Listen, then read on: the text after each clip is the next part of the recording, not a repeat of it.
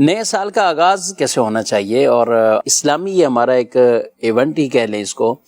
تو اس کے آغاز میں کچھ ایسے عزم کرنے چاہیے، کچھ اچھی نیتیں، ارادے، کیا کہتے ہیں آپ؟ دیکھیں، نبی پاک صلی اللہ علیہ وسلم کی جو سیرت ہے اس کے حوالے سے واضح طور پر صحابہ کرام علیہم رضوان نے بیان کیا ہے کہ آپ صلی اللہ تعالی علیہ وآلہ وسلم برا شگون نہیں لیتے تھے، اچھا شگون لیا کرتے تھے، اچھا آپ صلی اللہ تعالی علیہ وآلہ وسلم فعال لیا کرتے تھے۔ تو اگر ہم سال کی ابتدا میں اچھے کاموں کی نیت کر لیں، اچھے کام کرنا شروع کر دیں، اور یہ نیت رکھیں کہ انشاءاللہ تبارک و تعالی